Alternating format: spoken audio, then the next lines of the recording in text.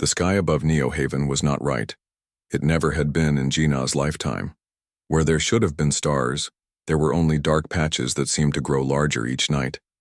The people called them void spaces. Scientists had more complex names, but the result was the same. Their world was dying.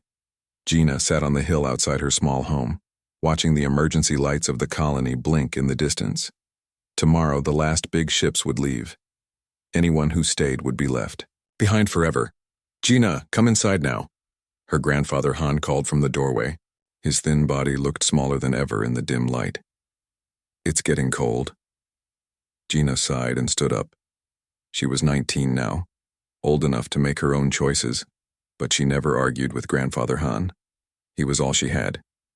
Inside their simple home, the walls were covered with old maps of stars that no longer existed and strange diagrams Gina never fully understood. Han had once been an important scientist before the colony started failing. Now he was just an old man who people avoided because of his odd ideas. "Will we really get on the ship tomorrow?" Gina asked, though she already knew the answer. Han looked at her with sad eyes. "I have something to show you first. Then we can decide." He placed a bowl of simple soup in front of her. As she ate, Gina hummed softly. It was a habit she had always had. When she hummed, the food tasted better. The room felt warmer. Han watched her carefully. "What?" she asked, noticing his stare. "Your hands," he said quietly. Gina looked down. Tiny dots of light danced around her fingertips as she hummed. She quickly stopped and hid her hands under the table. This happened, sometimes, but she had learned to hide it. People on Neohaven didn't like anything unusual. Too many strange things had already happened to their dying world. "It's getting stronger," Han said, "just like I predicted." "What's getting stronger?" "It's nothing, just a trick of the light." Han shook his head. "Gina, do you remember the stories I told you about how I found you?" She nodded. "During the big meteor shower 20 years ago, you found me alone and took me in." "Yes, but I never told you where exactly I found you." Han stood up slowly, wincing at the pain in his old bones. "Come with me. It's time you knew the truth." He led her to his bedroom and pressed his hand against a section of wall that looked like all the others. A hidden door slid open, revealing a small room Gina had never seen before. Inside, the walls were covered with screens showing data, star maps, and strange readings.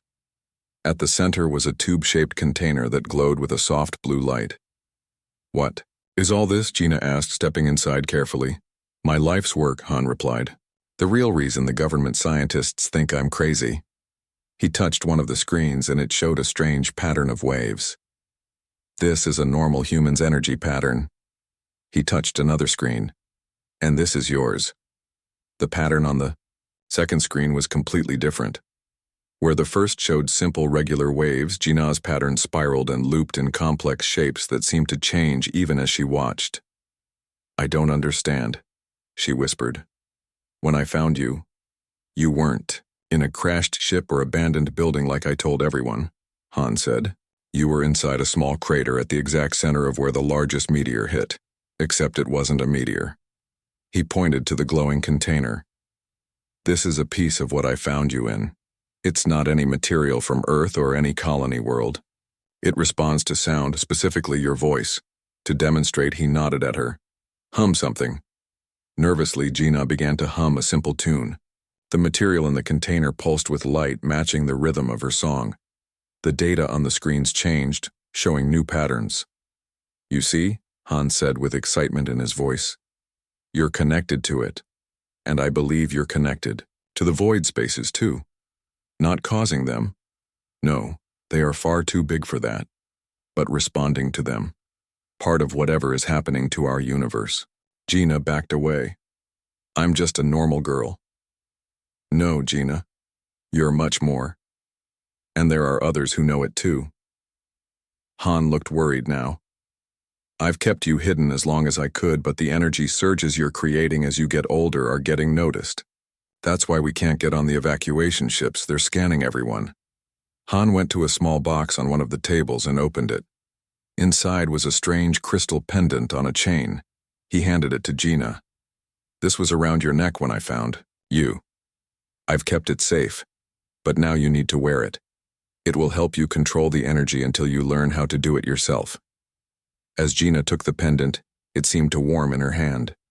When she put it around her neck, the tiny lights that sometimes appeared around her fingers faded away. "There are people who understand what you are," Han continued. "They're called the Stellar Conservatory. I've been in secret contact with them for years. They can help you." Before Gina could ask more questions, a loud crash came from the front of the house. Han's eyes widened. "They're here already, we have no time." He rushed to a corner of the secret room and pulled up a floor panel, revealing a dark tunnel. "This leads to the old transport tubes. Follow it to the evacuation center, but don't get on any official ships. Look for a cargo pilot named Taewon. Tell him Han sent you and show him this." He pressed a small data chip into her hand along with a pack of supplies. "What about you?" Gina asked, fear making her voice shake. "I'll hold them off. Don't argue." Han pushed her toward the tunnel. "Find the Stellar Conservatory, they'll help you understand what you are." More crashes and shouts came from outside the hidden room. Gina could hear people calling her name. "Who are they?" she asked. "Government. Scientists led by Director Suho. They've been watching us for years. They think they can use you somehow." Han hugged her quickly. "Go now. Remember, find Taewon, then the conservatory." As Gina slipped into the tunnel, Han closed the panel above her. Through the thin floor, she could hear her grandfather rushing to meet the intruders. She wanted to go back to help him, but the fear in his eyes had been clear. This was serious. Gina crawled through the dark tunnel, the crystal pendant cold against her skin. Behind her she heard shouting, then a strange, high-pitched sound. A flash of bright light filtered through cracks in the tunnel ceiling. Tears ran down her face as she continued forward. Something told her she would never see her grandfather or her home again. Evacuation sirens began to blare across the colony as she emerged from the tunnel into the cool night air. Above her, the void, spaces between the stars seemed to watch her with hungry, patient darkness. Gina huddled in the dark corner of the evacuation center. Around her, hundreds of people waited in lines for the last ships that would take them away from dying Neohaven. Guards scanned each person before letting them board. Gina touched the crystal pendant around her neck. Her grandfather had said it would hide her strange energy, but she wasn't sure if that would be enough. 3 days had passed since she fled her home. She had slept in empty storage rooms and eaten whatever food she could find in abandoned houses. The data chip her grandfather gave her felt heavy in her pocket, but she had no way to read what was on it. "Final boarding call for transport ship 7, a voice announced over the speakers. "All remaining citizens must report for processing immediately." Gina stayed in her corner. She wasn't supposed to get on the official ships. She needed to find someone named Taewon. But how? She had no idea what he looked like or where to find him.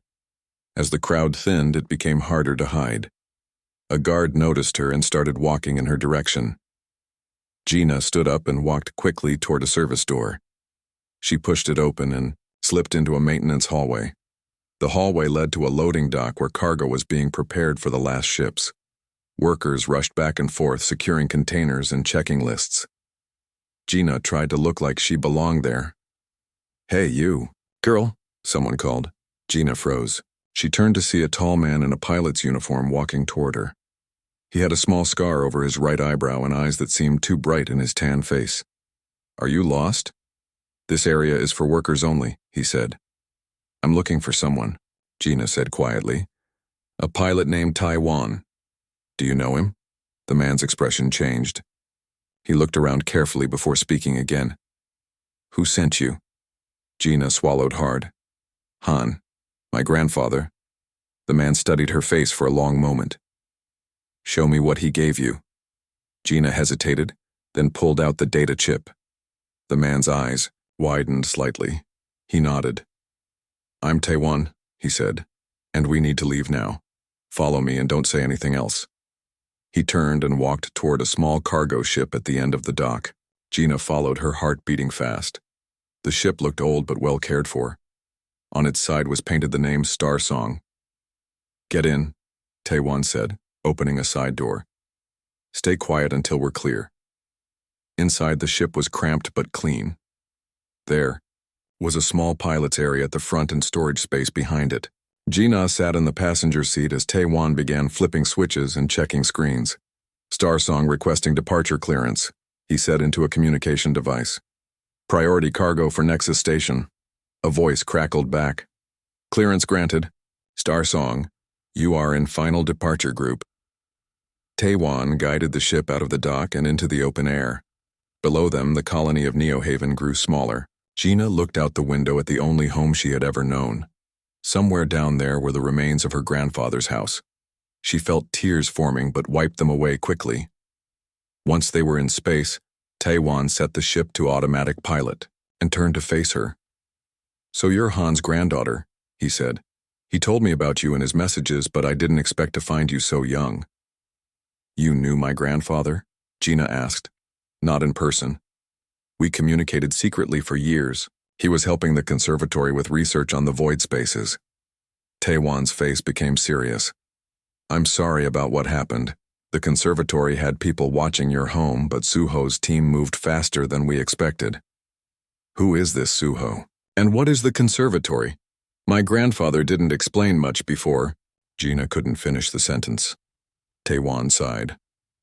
"Director Suho leads a government science team that studies the void spaces. They think the answer to saving humanity is to find a way to control or stop the voids. The Stellar Conservatory takes a different approach. We believe the voids aren't something to fight against. They're part of a natural change in the universe." He nodded toward the crystal pendant around Gina's neck. "And we believe people like you are part of that change, too." "People like me?" Gina asked. "There are others?" "Throughout history, there have been rare individuals who appear during times of cosmic transition. The conservatory has studied the records and patterns. When Han told us about how he found you and the strange energy readings you produced, we knew you might be one of them." Gina touched the pendant. "What am I supposed to do? My grandfather said this would help me control the energy, but I don't even understand what's happening to me." "That's why we're going to the conservatory. They can help you learn." Taewon turned back to the controls. "First, we need to reach Nexus Station to refuel and pick up supplies. It'll take about 3 days at our current speed." Gina looked out at the stars. Between them, the dark void spaces seemed even larger now that they were in space. One particularly large patch stretched across the left side of their view. "They're spreading faster," Taewon said, noticing her gaze. "Entire star systems have disappeared in the past month. That's why Suho and his team are getting desperate, and why they want you so badly." "But what can I do about any of this?" Gina asked. "The pendant you're wearing is part of an ancient artifact that resonates with void energy. When Han found you, you were inside a container made of the same material. The conservatory believes you can communicate with the void somehow, maybe even influence it." Gina didn't know how to respond to that. It all seemed too big, too strange. She was just a girl from a dying colony. How could she be connected to something that was swallowing entire star systems? For the next 2 days, they traveled in relative silence. Taewon taught Gina how to help with simple tasks around the ship. He wasn't unfriendly, but he kept his distance. Sometimes she caught him watching her with a strange expression, as if he was trying to solve a puzzle. On the 3rd day, they approached Nexus Station. It was huge, a massive wheel spinning slowly in space with ships of all sizes coming and going from its many docks. "Wow," Gina whispered. She had never seen anything so big, or with so many people. Lights sparkled along its surface like the tiny ones that sometimes appeared around her fingers when she sang. As they prepared to dock, an alarm suddenly blared from the control panel. "What's that?" Gina asked, startled. Taewon's face turned grim as he checked the screens. "We're being scanned by a government ship. That's not standard procedure." He began pressing buttons quickly. They must have flagged the star song. "Suho. Works fast." The ship shuddered as Taewon changed course, veering away from the main docking area. "What are you doing?"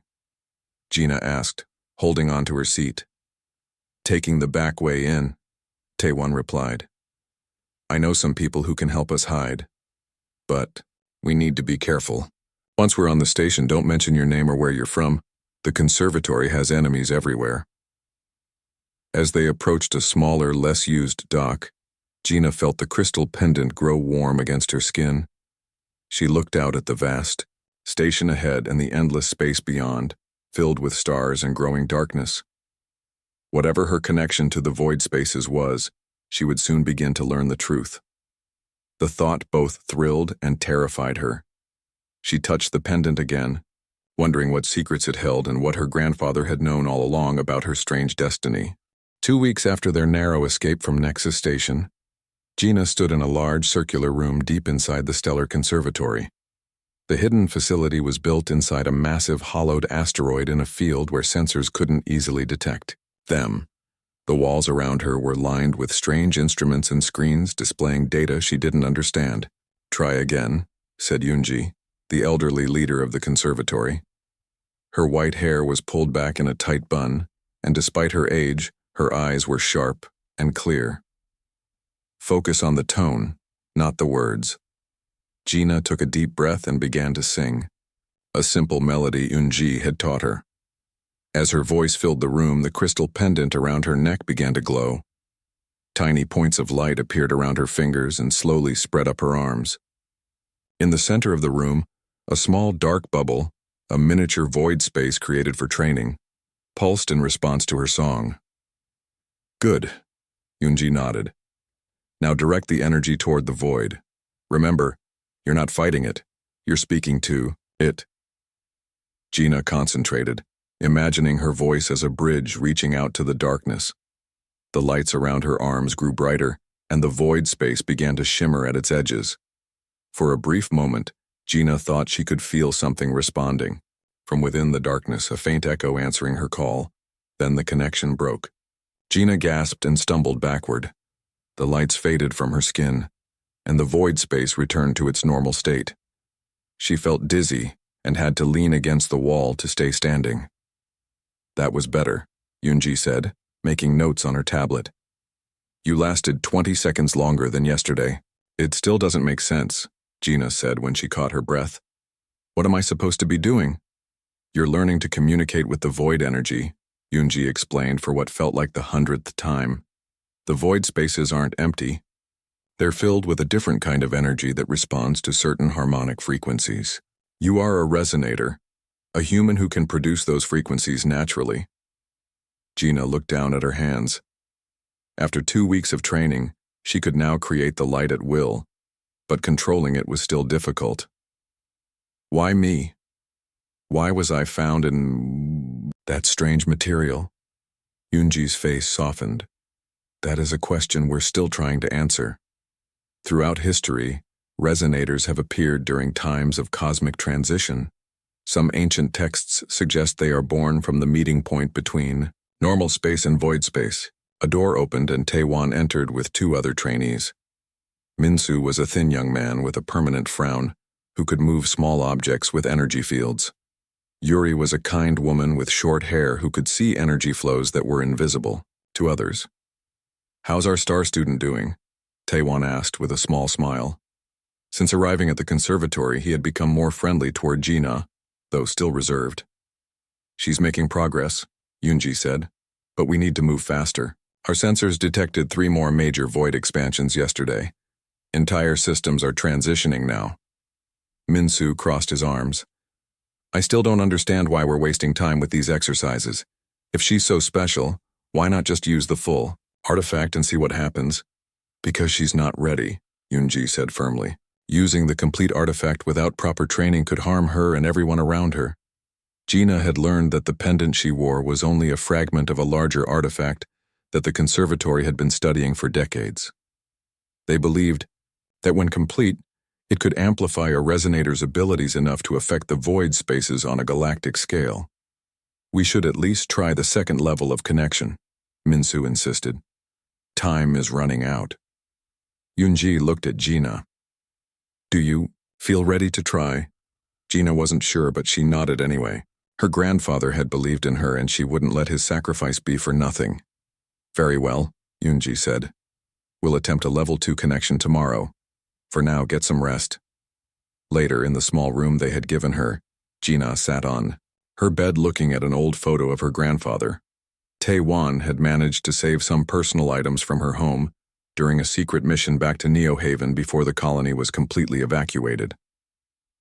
A soft knock came at her door.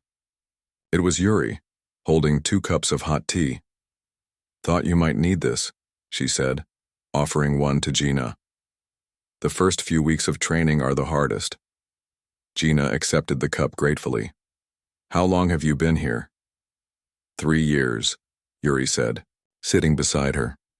I was working on a research station when I started seeing strange patterns in the void expansions. The conservatory found me before the government did. Do you think what we're doing will actually help? Gina asked.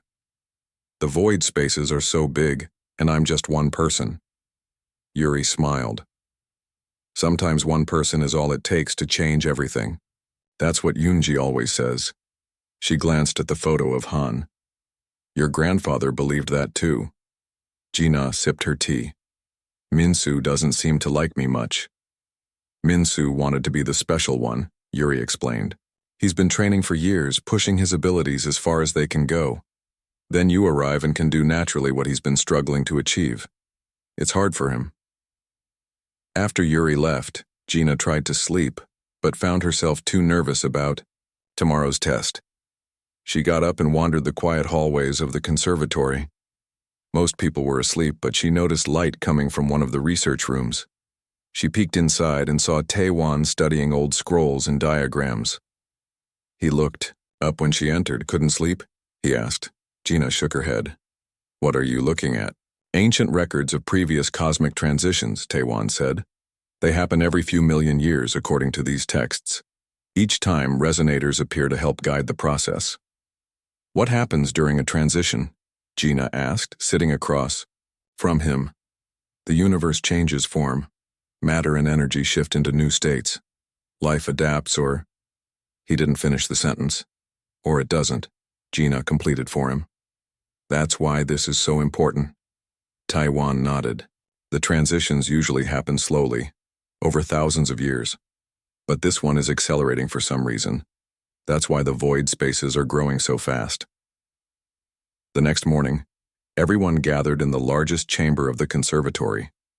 The HFY room was dome-shaped with equipment lining the walls and a raised platform in the center.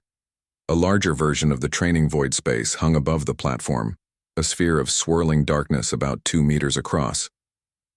Gina stood on the platform, wearing a special suit lined with material similar to her pendant.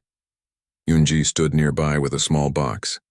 Today we will attempt a level 2 connection, Yunji announced to the room full of scientists and trainees. Gina will try to establish communication with the void sample using the second artifact component. She opened the box and removed a small circular device that looked like it would fit perfectly against Gina's pendant. This will amplify your abilities. Are you ready? Gina nodded, though her heart was beating fast with nervousness. Yunji carefully attached the device to Gina's pendant. The crystal immediately began to glow brighter, and Gina felt a warm sensation spreading through her chest. Now, begin the harmony sequence we practiced, Yunji instructed, stepping back. Gina took a deep breath and began to sing. This time the effect was immediate and powerful. Light burst from her skin, not just around her hands but across her entire body. Her voice seemed to echo and multiply as if many people were singing with her. The void space above her pulsed and swirled faster. Inside the darkness, Gina could now clearly see patterns forming, beautiful, complex shapes that seemed to respond to her voice. She could feel the void energy reaching back to her, not hostile, but curious, as if waking from a long sleep. Everyone in the room watched in amazement as Gina's body began to lift slightly off the platform. The lights around her shifted through colors, creating a glowing aura that illuminated the entire chamber. Then suddenly, an alarm blared. The connection between Gina and the void space wavered. "Security breach," someone shouted. "Multiple ships approaching." Yunji's face went pale. It's Suho. They found us. The moment of distraction broke Gina's focus. The void space expanded suddenly, sending a wave of dark energy across the room. Equipment sparked and failed. As the wave passed over it, Gina fell to her knees, the glow fading from her skin. Through the confusion, she saw Min-Su slip away from the room with a small communication device in his hand. Their eyes met for a brief second, and she knew instantly what had happened. He had betrayed them. Chaos filled the halls of the Stellar Conservatory as explosions rocked the asteroid base. Gina ran alongside Taiwan, Yuri, and a handful of survivors. Behind them, the sounds of fighting echoed as some conservatory members tried to hold off Suho's forces. "This way," Taiwan shouted, leading them down a narrow passage. "The emergency ships are in the lower dock." Gina's pendant and the attached second artifact piece glowed brightly against her chest. She could still feel the power from her interrupted connection with the void space like an echo vibrating through her body. "Where's Yunji?" she asked, looking around at their small group. Yuri's face was grim. "She stayed behind to protect the main research hall. She said she would catch up with us." But they all knew that was unlikely. The sound of another explosion confirmed their fears. They reached the lower dock where 3 small ships waited. They hurried toward the nearest one. A voice called out from behind them, "Stop right there." They turned to see Min-Su standing at the entrance to the dock, flanked by 2 government soldiers in black uniforms. His face was a mix of guilt and determination. "You betrayed us," Yuri said, her voice breaking with emotion. "Why?" "The conservatory's approach isn't working," Min-Su replied. "We don't have time for slow training and careful experiments. Suho has a plan to actually stop the void expansions, not just communicate with them." "That's not true," Gina said. "You're just jealous because I can do things you can't." Min-Su's face darkened. "Suho only wants to talk to you, Gina. He's not the monster Yunji made him out to be. His team has resources the conservatory never had." "Like weapons," Taiwan said, stepping forward. "That's what this is really about, isn't it? They think they can weaponize the void energy." Before Min-Su could answer, Taiwan rushed forward, tackling him to the ground. The soldiers raised their weapons, but Yuri was faster. She threw a small device that exploded in a flash of blinding light, momentarily stunning them. "Get to the ship," Taiwan shouted as he fought with Min-Su. Gina and the others ran toward the nearest vessel. Yuri began the launch sequence while Gina stood frozen, watching Taiwan struggling with Min-Su and the recovering soldiers. "We can't leave him," she said. "We have to," one of the other survivors argued. "The whole base is about to be overrun." Just then, Taiwan broke free and ran toward them. One of the soldiers fired, and Taiwan stumbled, clutching his side. Gina screamed, and without thinking, she began to sing. Light burst from her body, forming a protective shield that pushed the soldiers back. The ship's engines roared to life. As Taiwan made it up the ramp, blood seeping between his fingers where he held his wound. Gina continued singing, maintaining the shield until the ship's doors closed behind them. As they sped away from the asteroid, Gina looked back through a viewport. The conservatory, her home for the past weeks, was now swarming with government ships.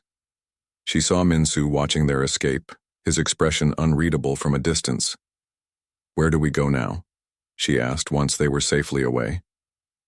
Yuri had helped Taiwan to a bed and was treating his wound. "He needs proper medical care," she said, "but we can't risk a public facility. Suho will have alerts out for all of us." "I know a place," Taiwan said through gritted teeth. He gestured to the ship's controls.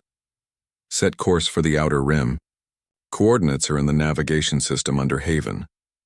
As they traveled, Gina sat quietly watching the stars through the viewport.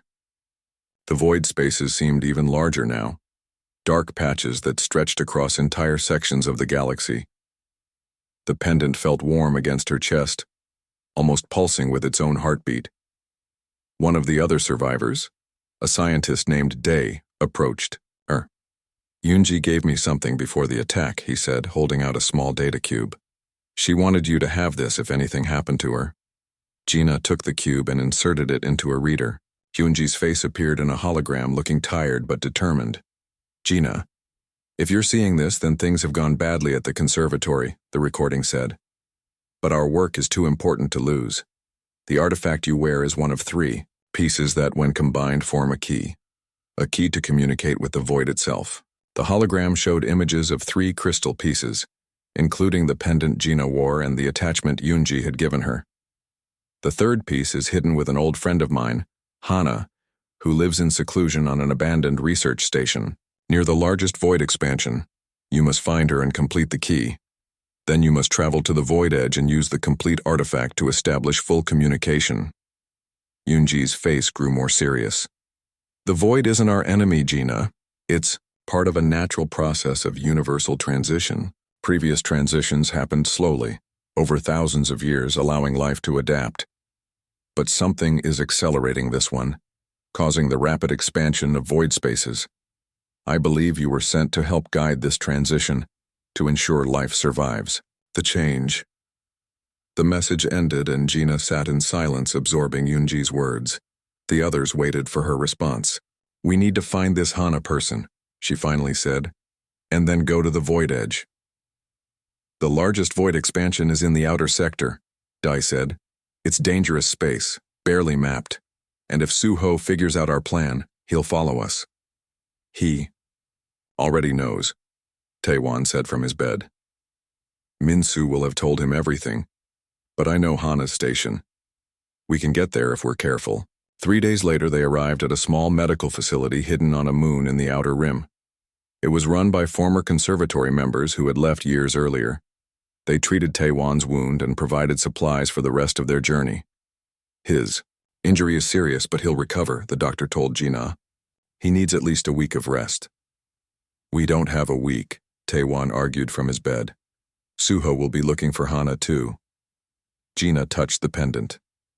Since the interrupted connection at the conservatory, she had been feeling strange sensations, like distant music just beyond her hearing. Sometimes when she slept, she dreamed of vast spaces filled with dancing lights and harmonies that made no sense to her waking mind. I can hear the void spaces, she told the others. They're singing, somehow, and the song is getting louder. Dai studied the readings from instruments they had salvaged from the conservatory. The void expansion rate has increased again. At this pace, half the known galaxy will transition within months. Transition to what? Yuri asked. What happens to the places and people inside the void spaces? No one had an answer, but Gina thought about what Yunji had said about natural universal transitions. Maybe nothing was being destroyed. Maybe it was just changing form. A week later, with Taewon still recovering but insisting he could travel, they set course for Hana's research station. Their ship, renamed New Hope by the crew, moved carefully through increasingly unstable space. Navigation systems struggled as the normal rules of physics seemed to waver near the edges of void spaces.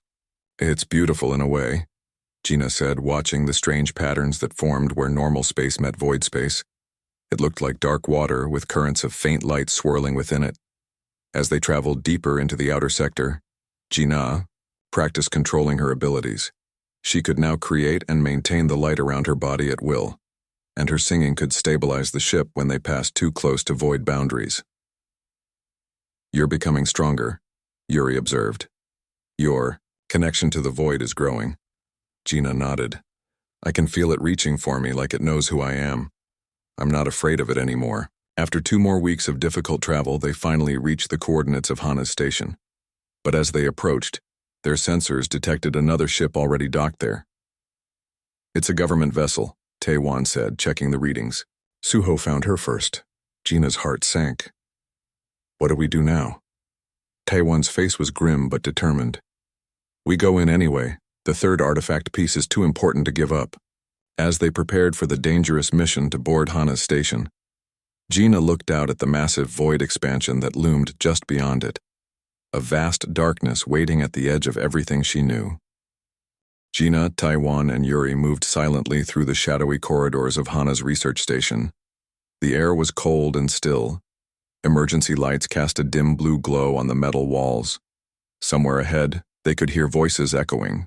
Suho's people are still here, Taewon whispered. his hand pressed against his healing wound. We need to be careful.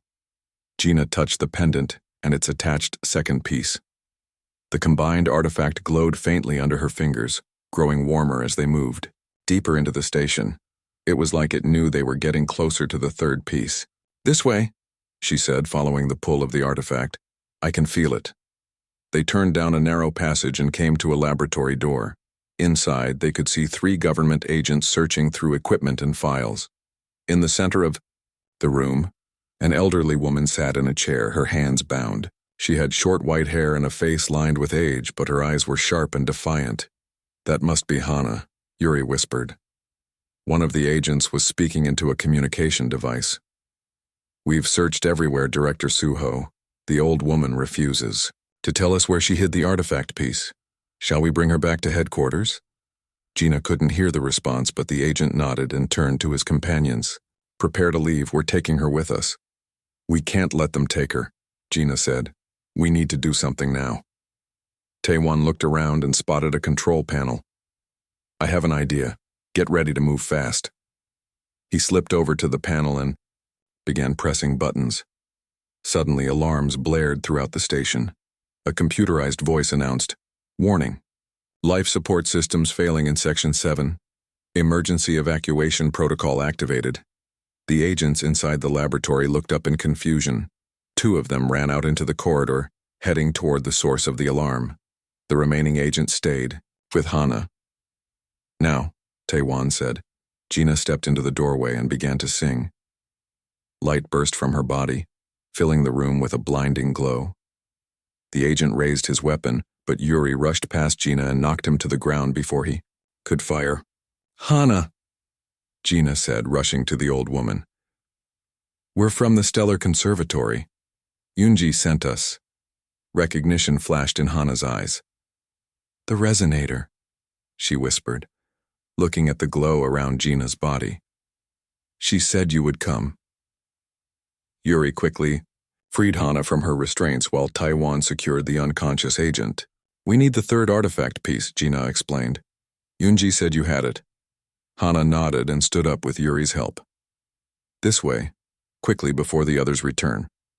She led them to a small personal quarters at the back of the station. Moving, outside a panel in the wall, she revealed a hidden safe. Her fingers moved quickly over the lock and the door swung open. Inside was a crystal piece that matched the design of Gina's pendant and its attachment. I've kept it safe for 30 years, Hana said, holding it out to Gina. Waiting for someone like you to come.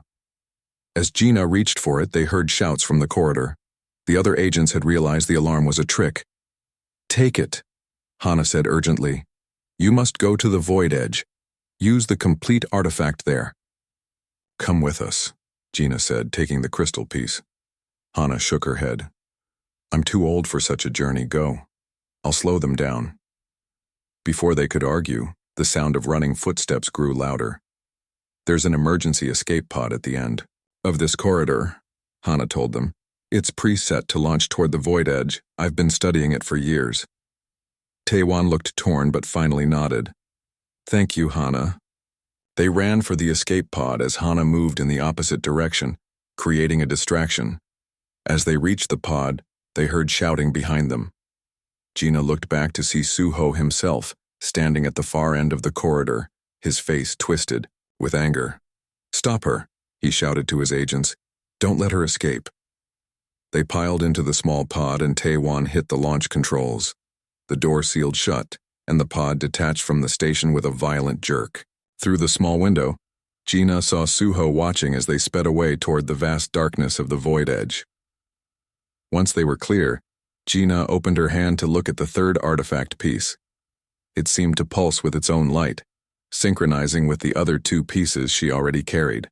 What do we do now? Yuri asked. We go to the Void Edge, Gina said. And I use the complete artifact to communicate with whatever is inside. The escape pod traveled for 3 days, moving steadily toward the largest void expansion. The small vessel wasn't designed for such a journey, and the systems began to fail one by one as they got closer to the boundary between normal space and void space. On the 3rd day, they reached the edge. Through the pod's viewport, they saw a sight that took their breath away. It wasn't just darkness, it was a vast, shifting boundary filled with strange patterns of energy and light. It looked almost alive, pulsing and moving like a living thing. "It's beautiful," Yuri whispered. Gina felt the 3 artifact pieces grow warmer in her hands. They seemed eager to be joined, pulling toward each other with an invisible force. "I think it's time," she said. As she prepared to combine the pieces, their sensors detected another ship approaching fast from behind. "It's Suho's flagship," Taewan said, checking the readings. "They must have followed our trajectory." "We don't have much time," Yuri said. "Gina, you need to do it now." Gina nodded and carefully brought the 3 crystal pieces together. They connected with a flash of light, forming a complex geometric shape that fit perfectly in her palms. The complete artifact hummed with power, sending vibrations up her arms and throughout her body. "What do I do?" she asked, suddenly uncertain. "What you were born to do," Taewan said softly. "Sing to the void." Gina stood before the viewport, facing the magnificent boundary between worlds. She took a deep breath and began to sing. The melody came naturally to her, as if she had always known it. The complete artifact amplified her voice, creating visible waves of energy that spread out from the pod toward the void edge. The void responded. Patterns of light within the darkness pulsed in rhythm with her song, moving closer to their small vessel. Gina could feel a presence reaching back to her, ancient, vast, and not hostile at all, but curious and somehow familiar. Through the connection established by her song and the artifact, Gina began to understand. The void wasn't empty. It was filled with another state of existence where energy and matter took different forms. The transitions between states were natural, happening in cycles over billions of years, but this transition had been accelerated by something, causing the rapid spread of void spaces before life could adapt. As this understanding filled her mind, Suho's ship arrived. A communication signal came through their failing systems. "This is Director Suho." His voice crackled. "Stand down and prepare to be boarded. That artifact is government property." But Gina couldn't stop now. The connection was growing stronger. With every note she sang, the void was speaking back to her in its own language of light and energy. Suho's ship fired a warning shot that rocked their small pod. Taewan tried to maneuver them away, but the pod's engines were failing. "We can't outrun them," he said. Just then, another ship appeared from the direction of Hana's station. It was the Star Song, Taewan's original vessel. "Is that Min-Su?" Yuri asked in disbelief, recognizing the pilot through the viewport. The Star Song positioned itself between their pod and Suho's ship. Min-Su's voice came through their comm system. "Gina, finish what you started. I'll hold them off. I was wrong to betray you. Suho doesn't want to save anyone. He wants to weaponize the void energy regardless of the cost." As Min-Su's ship engaged Suho's forces, Gina continued her song. The connection grew so strong that light began to pour from her entire body. She was glowing like a star, and her voice carried harmonies that no human had ever sung before. Void Edge responded, moving forward to envelop their pod in a gentle embrace of energy. But it wasn't destruction. It was transformation. Gina could feel herself becoming something new, a bridge between states of existence.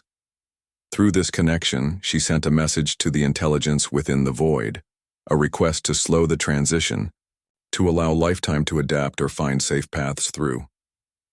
The answer came as a wave of understanding. The void edge began to stabilize, no longer expanding quickly but settling into a steady, controlled pattern that would take thousands of years to complete. As her song reached its peak, Gina saw Suho's ship being touched by the void energy, but instead of being destroyed, it was transformed along with everyone aboard. They became beings of light and energy, the first humans to fully transition to the universe's new state. The glow around Gina's body gradually faded as her song came to an end. She turned to Taewan and Yuri, her eyes shining with knowledge. "Understand now," she said. "The universe isn't ending, it's changing, and we can change with it. We don't need to run from the void. We need to learn how to sing to it.